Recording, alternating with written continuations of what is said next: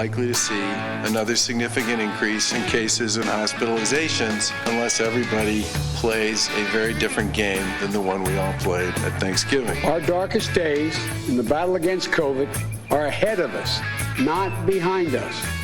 So we need to prepare ourselves to steel our spines. As frustrating it is to hear. Together, the intent of these restrictions will be to pause activity and reduce mobility so we can reduce the spread of the virus. Gonna play a different game than you played last time. Mm-hmm. In other words, pardon me?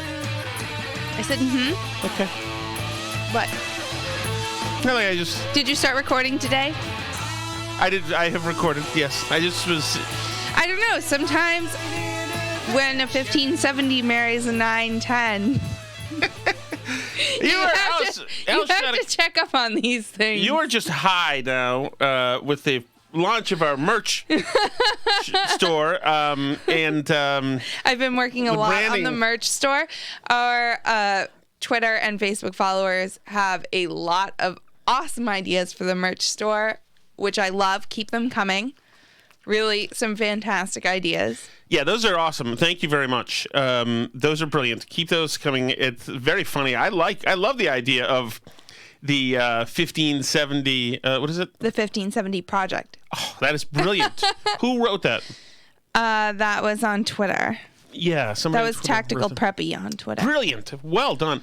So, and one of our YouTube commenters suggested that we really need little Jerry Callahan merchandise. I think that's a great idea. Maybe a profile picture, or maybe a head-on picture. He's a handsome little fella, and he's been making. She is a very cute chicken. He's been making improvements, has he not? So she is.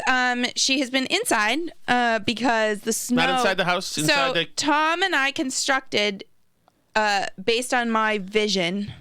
But Tom helped me construct a chicken tunnel from our chicken run, which is outside our chicken coop, to our main backyard, which is fenced in.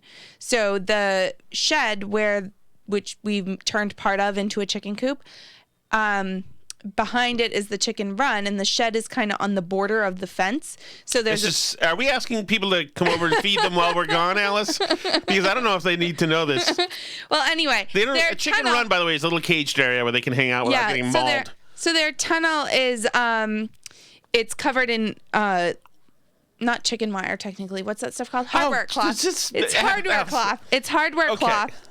And so it has snowed in the chicken tunnel, and they can't get out of the chicken run. So they've been in an enclosed space where a hawk cannot eat them. They have had outside time. They're able to go outside and breathe the free air, but they can't be eaten by a hawk. So little Jerry Callahan's feathers are growing back. Nice. Excellent. So yes, she's looking very fluffy and healthy. And we will put him on the on shirts or something like that. Mm-hmm. Yeah, that is great, Alice. And by the way, talk to our media person about monetizing the chicken update. There you go. Since we're selling out right now with no chance of really we're going to have a robustly filling our coffers. Patrons only chicken update soon to arrive at the Burn Barrel podcast. No, we're kidding. I mean, don't get me wrong. We'd love to be in a place where we can make a podcast full-time as our full-time job and produce all kinds of really fun content for you guys. But we're not going to get rich off the merch store. We're just making it for fun. We hope you guys love it. We love it. We're excited. I can't wait to see a piece of merch. When is it open? How do people find it? When are we doing it? Calm down. I will have all those updates. What do you mean, calm down? Once it's finalized. I have not finalized it yet. You pulled the show over. I haven't. You pulled the show over to talk merchandise. You pulled the show over to talk about merchandise. So we're talking about merchandise here and selling stuff. But the problem is this: we just played the Charlie Baker cut. Is in Massachusetts and probably your state now, since coronavirus cases are rising, and we'll get back to the merch in a bit, is that now we're going down. We have bigger restrictions here in Massachusetts, which is going to kill the hell out of businesses that have survived thus far. Effective Saturday, December 26th, capacity limits will be lowered to 25% for most industries, and the Lieutenant Governor will talk more about the details on this shortly. Indoor and outdoor gathering limits will be reduced to 25 people outside and 10 people inside, including for events. Oh, and that is a torpedo, especially to restaurants. I mean, that is a torpedo. 25% capacity. You can't. You lose money at 25% capacity if you're a restaurant. And the problem is, the Massachusetts Restaurant Institution now has been sold. Roger Berkowitz just sold Legal Seafood, and you would never have thought that was something that would ever happen. You know, they've been a powerhouse since really the 70s here in Massachusetts, and now down the East Coast. Maybe they've moved west as well. And that is huge. There's nothing more iconic Boston than Legal Seafoods. Right. And for this to happen, for Berkowitz not to have the wherewithal to be able to hold on in that family, that is devastating. If they can't make it, I don't see who's going to be able to make it. The Boston Trolley Tour, next summer is going to be a tour of available retail space, because these restaurants have been knocked the hell out in Massachusetts. This is just Boston alone. I work in Lowell. Lowell is taking its hit too. It's Lowell. Times are always tougher in Lowell, I think, for businesses. But of course, this has been horrific to them, and this, et cetera. But in Boston was really, really enjoying a boom. Is it boon or boom? Boom. Boom. What's boon? A boon is like a favor. You grant someone a boon. I don't think so, Alice. You do. No, a boon to industry. Yes, that's a favor to industry. I don't think it's I think it's a good development. It's a gift. It's a good development. It's a gift, a favor, something good that you give them, though. It's something I don't think so. Can you look up the actual definition, please? So Boston itself was in the middle of a huge boom. We had new neighborhoods sprouting up. The Seaport District of Boston doesn't even look like Boston. It's a brand new. It looks like Dubai, as Steve Sweeney famously says. And then there was the tourist hotspots of Faneuil Hall and the Back Bay and around Beacon Hill, et cetera. Hold on, Alice, one second. And these places have they've just been ravaged by this stuff. I mean, some places are still holding on. Tavern in the Square is still holding on near North Station, which is the big MBTA hub for our purposes here. I mean, they're also a bit of a chain, though. Yes, they are. But what I'm saying is that they're holding on. But a lot of other places, like the Fours, which is an great old Boston Garden, pre-game place, is gone. And there's so many places that are just gone that it's terrible. And these developments, these restrictions, and I know there is a spike. I don't know how much the restrictions are going to do to help the spike, but I do know that the restrictions are going to be extremely dangerous and painful and deleterious to people's lives and their businesses. We're seeing it happen all over the time. And this, just the way the language goes now, this bothers me. The way these language goes. Listen to a couple of words in here. This is Charlie Baker today, Governor Baker of Massachusetts. So today we're announcing new statewide restrictions that will be in place for at least 2 weeks, starting Saturday, December 26th. These will be in addition to our existing orders, including the stay-at-home advisory, the face mask requirements, and the early closures that are already in place. Together, the intent of these restrictions will be to pause activity and reduce mobility. Pause activity and reduce mobility. That's pause your activity and reduce your mobility. Pause your ability to make a living, mainly. Yes. But imagine that. Reduce it. We need to reduce their activity. We need to limit their mobility. How can we limit their mobility? Come on. Ideas, people. Ideas, people. Just seriously treating people like lab rats. So I have a belief. I think every state that does these limitations should also pause the salary of the governor and all his staff, and the lieutenant governor and all their staff, and all of the legislators and all their staff. As long as anything is paused in the state, if you are, without passing any actual laws restricting the economic activity of the state, your economic activity should also be paused. And then maybe we would see a little bit of empathy for the people that are screwed right now by our incompetent state bureaucracy that can't run an unemployment program, by our federal government who's incompetent, who can't get out stimulus checks without passing another couple $1 trillion of other junk. And maybe then we would see some action on things people want. That should be what happens. every time Governor Baker pauses your life, his life should also be paused, and all the people that he has to go into the office with every day, because he apparently hasn't seen anyone who's having trouble up close and personal. That's my opinion. Right, and the people in his circles, well, he says he has. He's got all sorts of new, interactions that he's talking. They're calling his secretary. He has a tally mark list of how many people called him upset about the closures. 37 people today. Well, okay. But this idea that we need to pause their activity, we need to reduce their mobility, guys. How do we do that? The idea of the brainstorming. The public health officials saying, okay, how do you make it difficult for them? It's almost as if it's like it's a military siege strategy on a small city. Break their ability to move, break their ability to, get resources that they need so that they can comply fully. In other words, break them. Break them into compliance. And whatever it takes, make sure that they're in a confined space with no hope, and then maybe they'll listen. And then here's the carrot part of the strategy. Effective Saturday. Oh, wait, here we go. If we can all agree to do the things that slow the spread over the next 2 weeks, it will help us work on building the bridge we all need to build to the vaccine.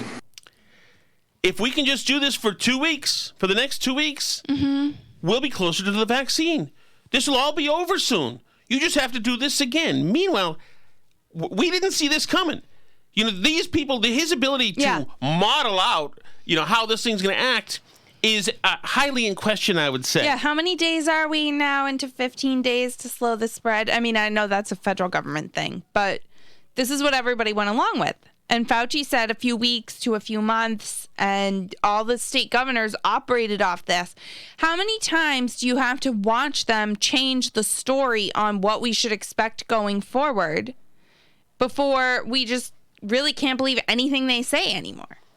Right. And to retroactively then look at the spikes and then lecture us. Lecture us. You saw what you did. We're in trouble, by the way, for the way we acted Thanksgiving. It's you and your stupid song, Alice. The follow whatever it was, when Wear a Mask song, and remember what happened at Canada. It's that stuff. That, according to Charlie Baker, it's that kind of activity. We participated in making activity unpaused and not limiting mobility.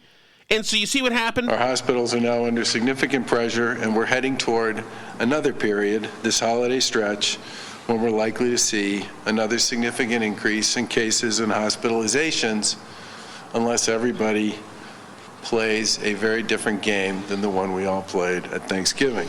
So can I ask something, though? Is there any evidence that people in a widespread way ignored the Thanksgiving orders? Because everyone I know listened to the Thanksgiving Well, there was a spike. So, yep, ergo, that's it. And you know why there was a spike? Because I was bad. Because of the game you played. All of you people out there who tried to have a less of a limit on your mobility and your to not pause your activity because you're a human being and wanted to see loved ones, many of whom are, suffering mental health, woes due to this stuff. All of you people were playing a game, a bad game. Unless you play a different game this time, it's going to happen again. Just so you know. Playing a game, can you imagine that? And then that goes to what you said about the salaries of him and the public health officials. All the know-it-alls, the smartest people, the sutter, whatever we have here, who's our health person, the smartest people in the world, looking their lives are not impacted like everybody else's lives. Right. They're in the government. They're gonna get their money. Looking at them, looking at us and saying, "Geez, look at the games they're playing." Going out and hiking, and this guy wants to go to the gym. The other person is taking a nature walk without a mask, and this person, look at the games they're playing. Well, they're protesting the George Floyd. That's not a game. That's not a game. That game is fine to play.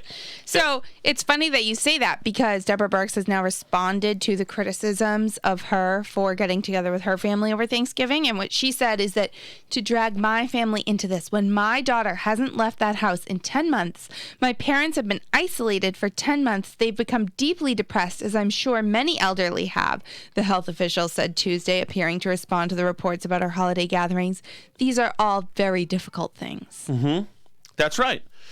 When her daughter is lonely and her parents are lonely, they want to get together. They're fighting isolation. It's called humanity. When you do it, you're playing a game. When you do it, you're playing a game. When they do it, it's just trying to be human, trying to fight the isolation. It's games. Everything we do is games. For them, and now we have to play a different game if we want to be allowed to resume our lives and not wax out, a new business franchise every day or more than one every day. Oh, yeah. I mean, that's just the franchises we're talking about. The people that aren't franchises are in even tougher shape. If you're McDonald's, which I know some McDonald's franchisees and they work very, very hard. So I'm not trying to knock them, but you also have the support and the backing of this huge network that's able to roll out mobile ordering, which Tom hates, by the way. He hates mobile ordering. Terrible. But, you're able to put in place these systems automatically. You're able to comply with the COVID rules. You're able to roll out, teams of lawyers and compliance experts and all this stuff. If you're legal seafood, you're in much better shape to respond to all these restrictions than you are if you're just Bob's restaurant down at the corner who's trying to make things work. You don't have a legal team to go read through the latest batch of dozens of pages of regulations that Baker comes out with for what you need to do or get shut down. And that's why you've seen companies like Amazon absolutely just take off during this pandemic. I mean, they're with the remote ordering too, obviously, but the big chains, the Walmarts, the Home Depots, the Lowe's, all these companies are doing amazing right now.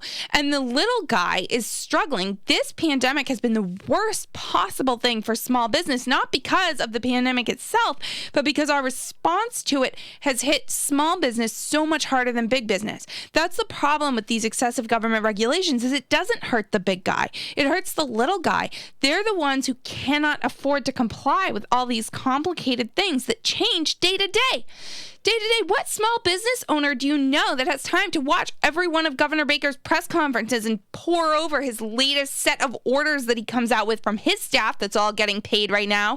They get to sit around and come out with pages and pages of new orders that restaurant owners have to comply with. Meanwhile, restaurant owners are just trying to be able to pay their staff with the little bit that they have based on takeout orders, which if you don't have a built out mobile ordering solution is just going to destroy you. It's ridiculous. And I don't know. I saw this news story the other day, and we didn't get to it yesterday, but I was just fascinated by this because, where did this story go? Basically, you know how Mariah Carey came out with cookies this Christmas? Did you see this? No. Jesus.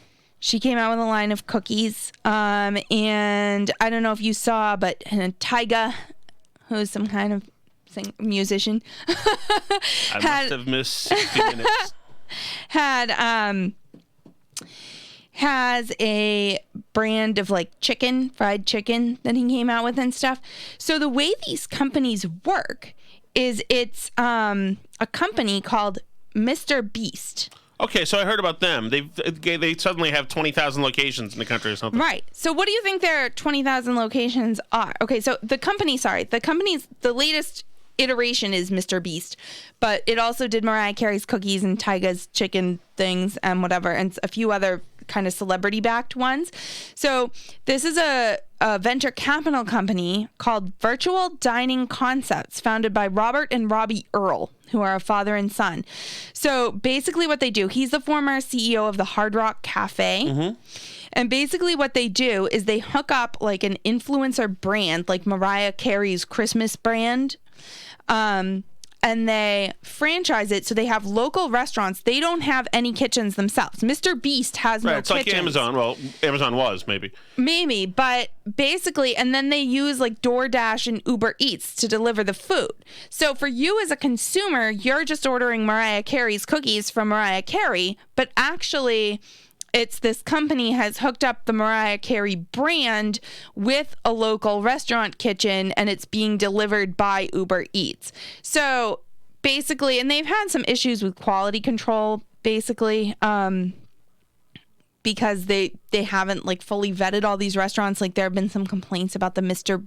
Beast burgers being fully cooked or whatever. But I just think this is so interesting because everything, like even if you're a small business, you are going to end up working for a big company in this sense. You know, that you set out to be your own little restaurant, making your own little food, but the way that the world around us has made it is the only way you are going to be able to make money is by actually making Mariah Carey cookies or Tyga fried chicken. How very interesting. So you're now a subcontractor for this other huge company, so which could only work really in COVID. Right. You're now a Mr. Beast franchise, which you never set out to be, and it doesn't even say that on your window outside, but you're actually, the way you're making a bunch of your money in COVID is from being a Mr. Beast franchise, even though you never set out to be that. And like, I just wonder how much of our business in this time is going to end up consolidated into big companies because of stuff like this, right? Yeah, I mean, yeah, well, I guess in a sense that's kind of a godsend. I mean, yeah. Because, I mean, nobody is... I mean, I'm glad I can order off Amazon during all this, too. Right. But yeah, no, it's sad. It's certainly sad that, there's going to be... like Seattle, Washington's going to be... offering all of the food choices that we have here. Well, and like talk about dystopia. Like you're just going to be whatever franchise. Like you're just going to be a virtual dining concepts franchise for whatever the next thing is. So you have no control over what you're going to be. You're going to be making Mariah Carey cookies, and then you'll be making Tyga fried chicken. Then Thursdays you do McRibs, and then you just do whatever they tell you to do. I mean, like that's not why people set out to be a business.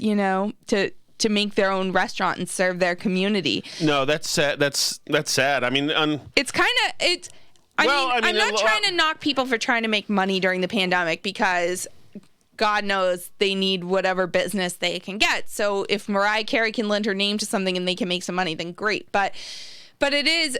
I feel like overall it's kind of a sad development about the state. I mean, just like I'm happy that people can make money as Amazon delivery drivers. Mm-hmm. That's good that people can use that. But it's sad that like ultimately Amazon is going to be the only thing left to work for at some point here. Yeah. It's just kind of like depressing in a way. I don't know. No, I totally agree. And just going over the idea that legal seafood, which has technically been sold, but that's the end of it. It's got to be Berkowitz. Right. And all these other places. It's just, Boston's going to look, every city, everybody listening right now, every city's going to look different than it did. And they'll all look the same as each other when it's all over. Right, they'll all there's going to be Mr. Beef, and then... Mr. Beast, and there'll be a Chipotle, and there'll be an Amazon-branded bookstore, and there will be a... Netflix-branded movie theater. And all their CEOs are going to be the same single person. It's sort of sad. But I really think that nothing has been better for big business in this country and worse for small business than this pandemic and the way that we've responded to it. Because it's just been a boon, if you will, to... Oh, yeah. And we had a couple people on social media send us pictures of the restaurants that they love that are gone now. Oh, there's some beauties. It's so sad. Did you ever eat at the China Moon in Stoneham? Oh, of course. You did? Yeah. What was the occasion? Because you worked in Melrose. Oh, no, why? What was the occasion? What would you be doing there? I don't know. I went to Stoneham. I went there with some friends from my church and like my sister and like a couple people one time. So what does boon mean? Boon, I'm glad you asked that. It means a thing that is helpful or beneficial, but it also means a favor or request. So, but the first definition was my definition. So mine's archaic, so mine's the real one. Incorrect. Archaic. Jesus. Mine's the OG of definitions. OG? The original gangsta. Oh, Jesus. Mine's the original definition, a favor or request, and yours is the bastardized meaning that has come about nowadays. So. Jesus, I don't know what you're insinuating about my mother. Gosh, you designed some 1570 T-shirts and you had chip on your shoulder. My goodness. But yeah, it's just interesting. As I used to work in a hotel as a concierge, and most of the businesses where I sent people are just not there. That's not gone. I mean, who knows what people are doing for a living at the moment. What else we have in the folder, Alice? The housekeeping news items that we want to get to. Before I go to Joe Biden, who is... So Joe Biden is a comfortable man. We will just say this. Right. Before we get to Joe Biden, I want to spend a little time on the current president because he has been making some appointments, including Pam Bondi of Florida to be a member of the Board of Trustees of the John F. Kennedy Center of Performing Arts. Okay. She was a good soldier for him. Edward McMillan Jr. of South Carolina to be a member of the Board of Trustees of the JFK Center for Performing Arts. I don't know who that is. I have to be honest. Hope Hicks of Connecticut to be a member of the J. William Fulbright Foreign Scholarship Board. So a lot of people are totally saying that is ridiculous because she's an incompetent idiot. People are so mean on Twitter and what they're saying about her. Not like, how dare Hope Hicks should be in jail. Should be the thing. I thought they liked her now because she gave Trump COVID. It didn't kill him. Well, here's the thing about Hope Hicks, is that what she did should be considered one of the greatest accomplishments in the history of communication services. And she is the greatest single campaign communications person in the history of this country. What she did in 2015 and 2016, a shop of one. This isn't bringing in T.J. Duckworth and you know, a lot of these other folks. Like you've got a Dana Perino here, and then Spicer here. This is a one-woman show. What she did, and I was in contact with Hope a lot in 2015 and 16, and she was so smart, and she knew where to put Trump. Do you remember your famous "Stick It to You" by Hope Hicks? Yeah, I wish I should find that, actually. So, Tom, in early 2015, when Trump, I don't even think he'd declared for president yet, but people were talking about him running, and you actually wrote a piece in the Boston Herald that was about, he's not really going to run. He's done this before. He's, toyed with running a bunch of times. He's not serious. Then I forgot exactly what it was. You, wanted an interview or something with him, so you emailed Hope Hicks, and she emailed you back a very nice email, oh, I'm sorry, he doesn't have time right now, maybe at some point in the future. And then at the bottom of the email was the link to the piece that you had written about how Trump wasn't seriously running. So I had slammed him, right. And then she sent out this email with her cell phone number on it and everything. hhicks@donaldtrump.com. This is from Trump Towers, when she worked in the Trump Tower.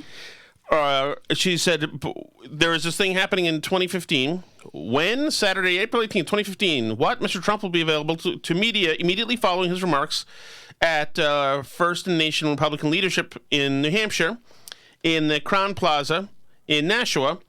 So it says, please contact Hope Hicks, she writes. Oh. Of course, she's the only one.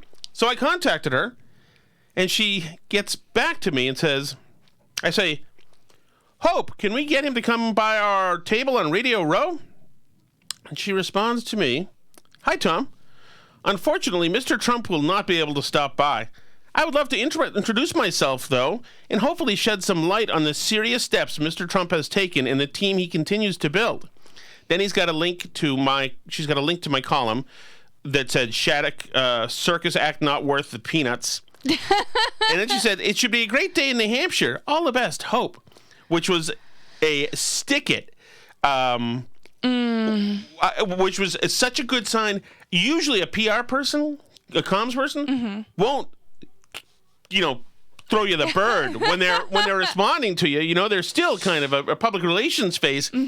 But she absolutely sent that to me, and it was Isn't that so Trump, though? I mean, there always were stories, even when he was hiring people for his administration, that they would go through all people's social media accounts who applied and make sure they never said anything negative about Trump ever in any of their social media or anything, because they didn't want anyone who wasn't 100% on board. Oh, right. And then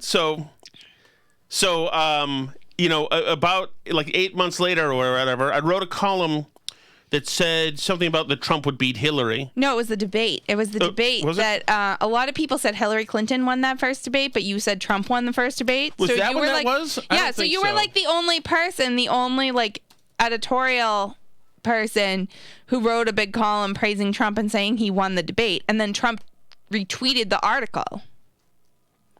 Really? Yeah. And then it was huge and it like blew up. So then you were like in good with the Trump people. Well, again. no, but somebody sent me his secretary at Trump Tower sent me something from the office of Donald Trump with an autographed picture of my column. Yeah, that was that column. Was it really? Okay, Yeah. and it said, "Thanks, Tom. Very honest." Yeah. So then I was in.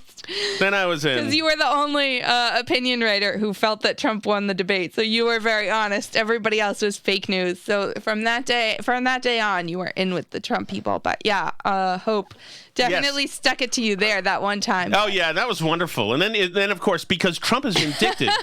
Listen to this, how this works. This is so important to know, and this is why Hope Hicks is so good. I sent that email where she was mean to me to two women, Hillary Chabot and Jacqueline Cashman, who I work with. Right. Who of course thought it was hilarious that they were because they also thought I was an ass. And so they reached out to Hope and said, "Hey, that's our boss, that stupid guy Tom Shattuck." Who you just, dissed, and we think it's awesome that you did that. We would love Mr. Trump to come on and talk to us, including talk to us about what an idiot Tom is. And Hope set it up, and he went on there, and they talked about me. And Trump said, "I don't know who Tom Shattuck is. I don't think he's very famous. He doesn't seem very smart to me. That's all." It was brilliant. And Hope was so important in that stuff. Great. And she was just smart. I mean, she knew a good pitch. You could text to her when Tom Brady news broke. "Hey, Hope, Tom Brady news just broke that he's in trouble with Goodell. Do you want Donald to call in and get in on this?" And she'd say, "What's the number? He'll call in 4 minutes." Bang, there he was. And he'd be on there.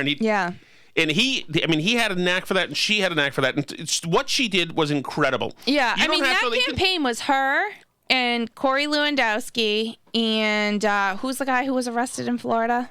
Was it Parscale? Yeah, Brad Parscale. And they really, on a shoestring budget with we get told how Russia ran Facebook ads all the time, but Hillary Clinton's team had all the Obama infrastructure of all the special social media targeting, but I don't know. I think it's kind of underrated in this day and age how much you can do with a good team like that who knows how to work the media and knows how to work social media and get out there. And Trump really knowing how to work social media too, and really knowing how to kind of get at where people are. He's almost like a savant for knowing what the thing to say is that's like the populist thing. He just like knows what it is. Right, and so I compare that to, at the time, Hillary Clinton never came on with us at the time, although there was a time where I was on to something where Hillary was supposed to have a gathering in Springfield, Massachusetts, a fundraiser, and they scrubbed it as they were getting close. So my thought was, and I called the venue and everything, my thought was that they couldn't get a draw. They weren't getting enough people to come to the fundraiser. And so I sent emails out saying, to Hillary Flax saying, "Hey, well, aren't you guys coming here? Can you have somebody talk to us about this? Well, if you're not going to come here, we need to talk to the candidate." And it went from the original Flack immediately to somebody else, to Jen Palmieri, who ran comms for Hillary, might have run the campaign. And then this other big name guy called from like Delaware or something. And let me guess, he said it absolutely wasn't because they couldn't draw people. Yeah, he said, "What do you want? What are you hearing? What are you saying exactly?" And he's asking me for intel, to what they have. And then somebody else called, and this was the Hillary, the large, vast network of people. And then somebody sent me a statement to knock it down totally. Get nowhere near the candidate. We're going to just snuff out any possible trouble we have. Make sure you get this in the hands of the guy at the paper. That's just something that's going to extinguish these little embers that are happening here. And it's totally different. And Trump was, go out, absolutely, I'm going to call. Give me the phone, Hope. Yeah.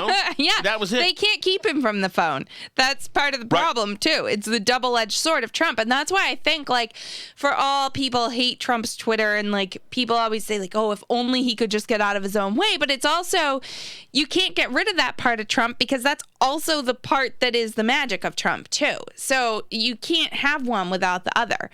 Trump is what he is, you know? And part of that is, is toxic to all of his political chances. But then the other side of that same coin is that he just gets people and gets what people want to hear in a way that other people don't. And he just goes out there and says it in whatever medium is available to him, no matter what people are telling him he should do. Yeah, and he also happens to love it.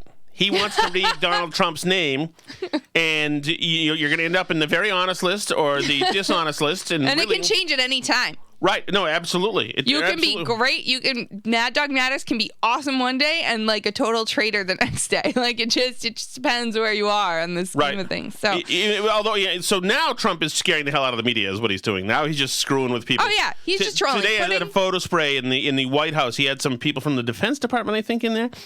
And anyway, he had this cryptic prediction or warning for the press. You guys know what this represents? Well, maybe it's the calm before the storm. What's the storming? Could be the calm before the storm. What storm is We have the world's great military people in this room. I will tell you that. And we're going to have a great evening. Thank you all for coming. Thank you. What storm, Mr. President? You'll find out. Give us a hint on your answer. Thank you, everybody. Thank you. There you go. The calm before the storm. So either the storm is a retaliation against the Russians, or it's just putting Hope Hicks in charge of Fulbright scholarships. Right, exactly. But what half the country assumes that is just the tanks rolling into D.C. and the full coup. Oh, please let him make a Rubicon reference. The internet would go nuts. Half of wacky right-wing Twitter has been calling him Rubicon Dawn for a couple months now. So things are. That's not a good look for Republicans. I don't endorse. Yeah, we are diminishing returns time. This is the time of diminishing returns. We don't need calm before the storm talk right now.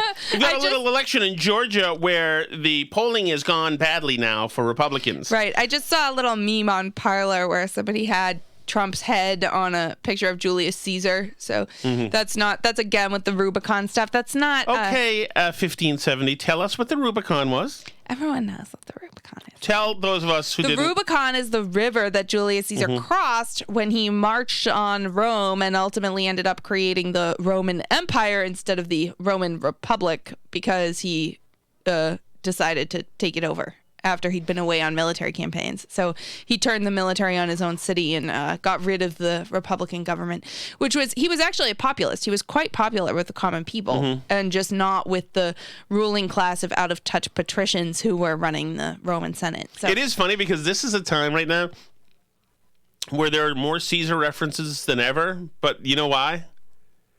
Because people keep naming new Brutuses every day. Like Barr is the newest Brutus. Yeah. There's at least 3 or 4 every day where people are saying Brutus. Yeah. Well,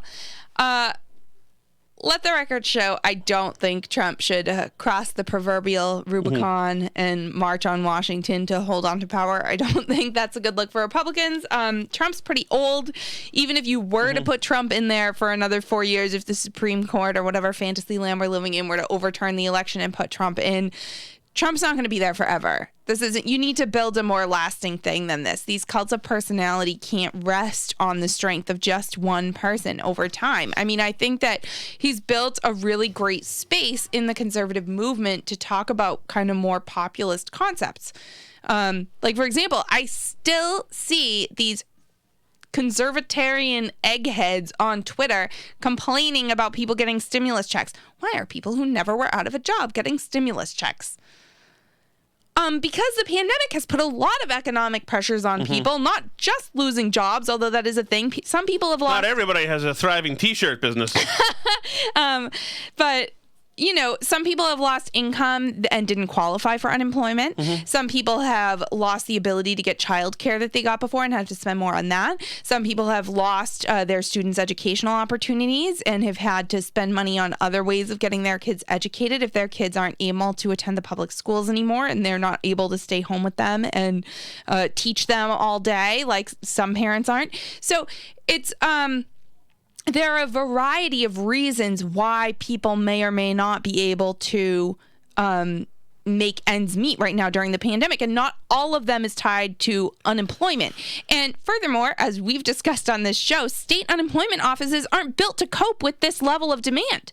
They just can't deal with it. I don't understand. You'd have to be such a egg-headed, disaffected jerk if you think that people shouldn't be made whole again, considering they've been compelled by their governments to sink their fortunes. Well, but they're saying, and I mean, this is a point, that like a lot of people get those stimulus checks who haven't been negatively impacted. There are people in our town who are doing just fine financially. Nobody's out of work. Everybody's working from home. Everybody's fine, and they'll get those checks too. But the thing is that so first of all, it does phase out at starting at $150,000 and under $200,000 for couples. So it's not people making like huge amounts of money either way. And the few people who fall through the cracks who are making a little more money, like you're going to fight over that when trying to litigate the minutia of who should get it and who shouldn't is going to take you so much longer than just get some money in people's pockets. And like we've talked about before, it's cheaper than all these big programs that they want to run and all these other handouts that they want to do.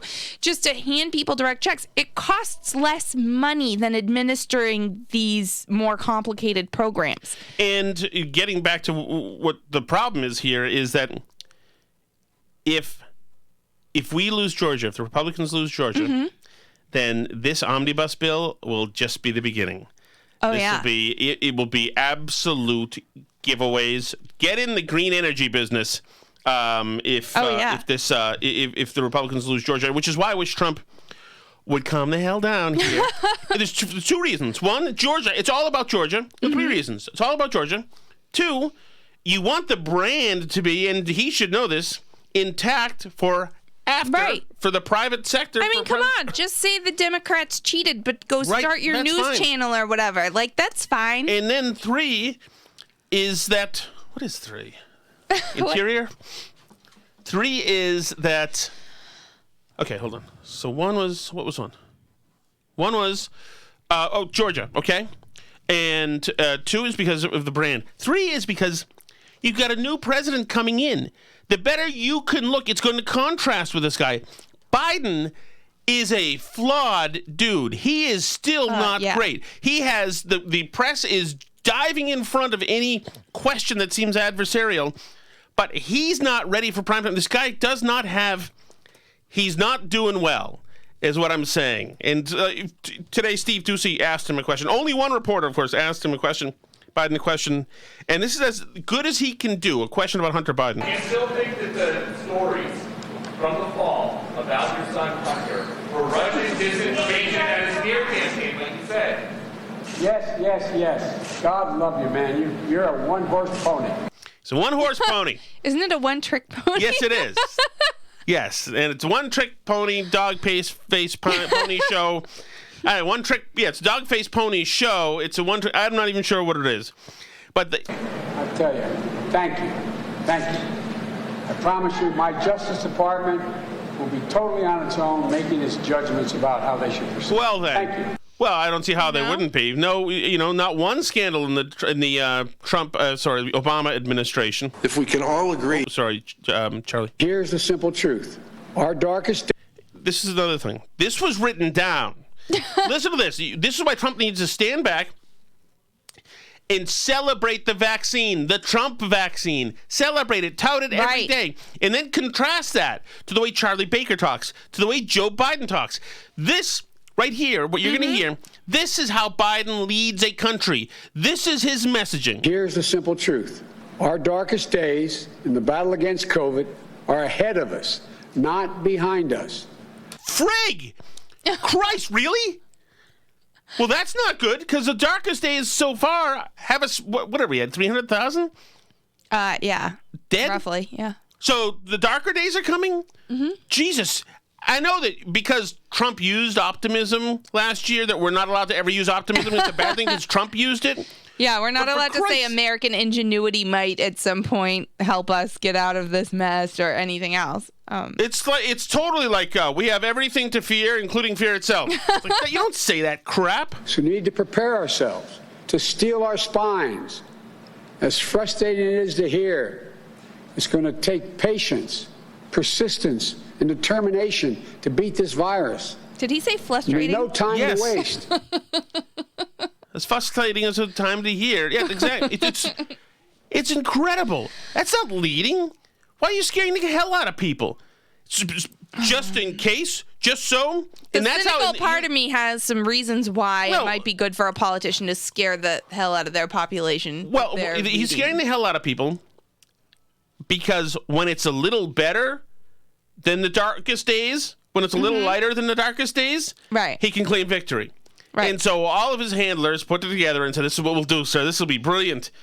And it's so, you don't say that to people. Don't tell them the darkest days are ahead. First of all, very few in government have, or is that a threat? Is it a threat? Yeah, it probably is. Because the worst parts of the whole pandemic are the economic devastation that is going to take us decades to recover from, frankly. We'll find out what the worst parts are, but that is a guaranteed dark part of this. The Trump administration failed to prioritize cybersecurity. It did that from eliminating or downgrading cyber coordinators in both the White House and at the State Department, to firing the director of cyberspace. So, this is a fair hit. So, yes, it is. It would be a fair hit if it wasn't coming from the guy who was in the administration who let historic level cyber attacks hit this country. And I mean, laughed at Mitt Romney for, I think it's pretty rich that Mitt Romney is saying that Joe Biden understands a Russian threat when they mocked Mitt Romney. Remember the Russians meddled in the election? They meddled in the election, the very fabric of our democracy. Remember, that was huge? Remember all the things that we were supposed to do to Russia for that? That happened on Biden's watch. The guy who was going to make sure it doesn't happen. The Sony hack happened on Biden's watch. The Russians hacked us previously to that on Biden's watch. Brennan, the CIA idiot, was yelling at the Russians during the Obama administration. It was not a good time. We were reporting on this when I worked for the Herald for years about how many breaches and attacks were happening, and that we were not ready. There was no utility in being ready. It was just the price of doing business is that you just absorb the hack and that would be fine and you can move on. Right, and those of us who have been following politics for more than the last 5 minutes remember, and I'm still not over 2012, frankly. I'm still mad about it. Because do you remember what Obama said about Mitt Romney saying that Russia was our greatest geopolitical foe? The 80s called. They want their foreign policy back. Mic drop. It's a mic drop moment. Mic drop. He's so cool. He's so funny. The 80s called. They want their foreign policy back. Look at that outdated old fogey thinking Russia is a geopolitical foe. Meanwhile, Russia is running wild, doing whatever they want and screwing with our elections. And remember, by the way, in that debate, when that was said, Candy Crowley didn't feel the need to correct Obama on that. No. It was Romney had to be corrected for accurately stating that Obama didn't think the Benghazi attack as a terrorist attack. It's an infrastructure security agency. To President Trump's irrational downplaying of the seriousness of this attack. Enough's enough. In an age when so much... So you're generally right about this. You're right. Trump has not really taken this seriously. He doesn't really seem to care. Right. It could be behind the scenes. Things are happening, and I'm sure there are military personnel that we might be hacking against the Russians, but he needs to act like he's concerned about this. Mostly, I don't think Trump really cares that much since he's about to leave, and he doesn't really care except putting up an appearance for his fans he's fighting. He's making political appointments left and right. I mean, you would think that maybe... He'll do some pardons, too, I bet. Well, if he cares about his legacy at all, you need to preserve those seats in Georgia because the executive orders can be undone on day one. The legislation can be undone if you've got all two houses. Oh, well, right. I mean, that being said, I think that the Democrats, Obama had a supermajority and he struggled to get anything done besides Obamacare, and Obamacare wasn't the full Obamacare that he wanted it to be. there was no public option in it or anything. And look how they struggled to get that passed, and that, burned up the rest of his presidency, basically. The fact that they shoved that through. I think they're going to have more trouble getting some of this stuff done than they believe, even if they win the 2 Georgia Senate races, which I still think is unlikely. I still think at least Perdue will win, maybe not Loeffler, but I believe Perdue will win. But even so, you still have Joe Manchin, who I really think is going to throw a wrench in some of this stuff. I mean, he technically on paper counts as a Democrat, but he's not going to vote for a Green New Deal. He's from West Virginia. Are you kidding me? That's not going to happen. And some of these other things, of course, the monster that has been created with executive orders is that one president does stuff and then the next president undoes it and then the next president undoes it back again, because that's what we have set up. And if Congress had any cojones, they would... Alice K. Shattuck. It's in Spanish, so it doesn't count then.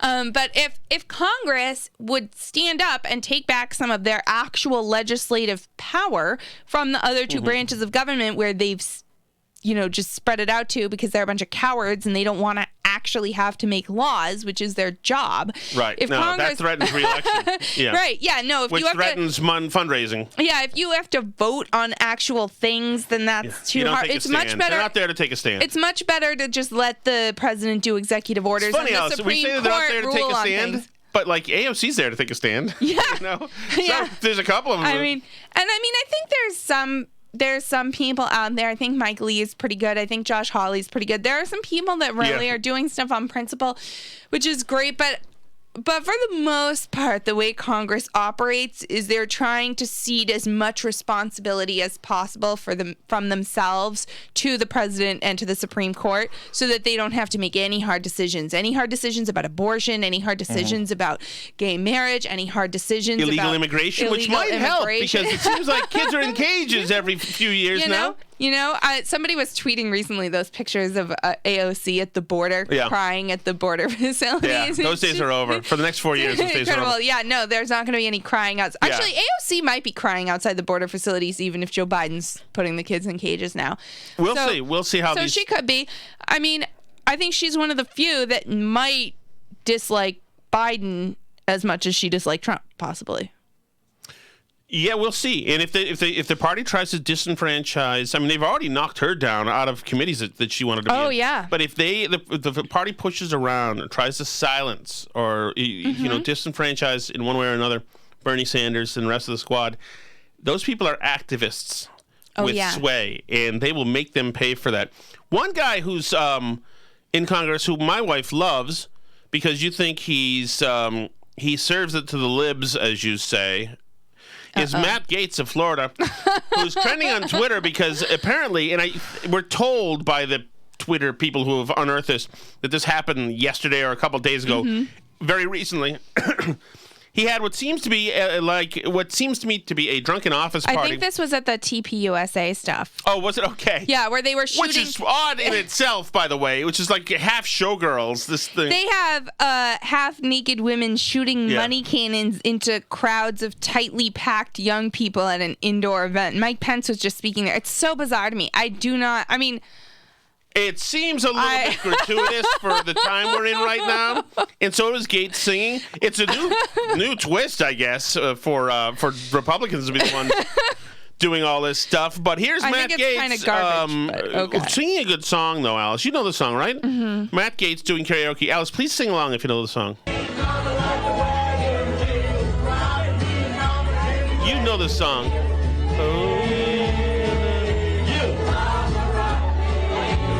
Sing. You sing on the song. Oh, you were scared to sing? But you have your video grin on still. Sing. Okay, forget it. I'm not going to play it if you're not going to sing. I don't like to sing live. But yeah, Matt Gaetz doing karaoke, hugging people. They're having a great time. COVID is not an issue with Matt Gaetz. I think this was at part of the TPUSA thing, but maybe it wasn't. I don't know. But anyway, he's down in Florida. They're in Florida too, I think. It's been a madhouse down there. I don't love that. It's pretty gross, I think. I feel like there was something. One might say out of touch, possibly. Tone deaf? Tone deaf? I feel like there's something Which I want actually, to bring up. I think tone deaf is now offensive. I don't think you're allowed to say that. Then that just happened in the last 48 hours. It's ableist. Is there anything else, Alice? No, I think that is it. The only thing you have to talk to us about is the merch. When do we get to see the merch? And do I get free stuff? I have not set a launch date yet. And so do we make ungodly profits if somebody buys something? Not ungodly. Say yes. I want huge. We make a couple dollars off each thing. When you say a couple, 10? I mean between $1 and $4 per item, roughly. And do I get to keep that money? Because we want you guys to be able to have fun stuff. Like, we want to be able to have fun stuff. So I'm trying to keep the prices as low as humanly possible. Yeah, I think we should just make them as low as possible. We're not going to make enough money we want to have fun. Be spent on Bud Light seltzers. We want to have fun. Yes, we just need to fund the amount of Bud Light seltzers that go into making the designs, and then, so each of you needs to buy about $1,000 worth of merchandise. No, but we're not going to make a ton of money on the merch, but we want to have fun merch because we just want to, and it's going to be great. And I will keep you all posted as soon as I have a launch date finalized. And I'll take your suggestions. Little Jerry Callahan. I'm going to be on Big Jerry Callahan show tomorrow. He broke big important news today, Alice. He's going national. Who knows if that leaves little old me out in the dark. Out in the yard without anybody to boon me, Alice. Nobody will boon me. Grant you a boon? Nobody will grant me a boon, said Queen Victoria 186 years ago. This has been the Burn Barrel Podcast. You can find us on Twitter at Burn Barrel Podcast, Facebook.com/Burn Barrel Podcast. Oh, sorry, the Twitter is just at Burn Barrel Pod. I lied. Sorry. On Parler, we are at Burn Barrel Podcast. You can also send us an email, burnbarrelpodcast@gmail.com, and check out our YouTube channel. You can like our videos, leave a comment, review us wherever you listen to podcasts, and subscribe. C'est la vie.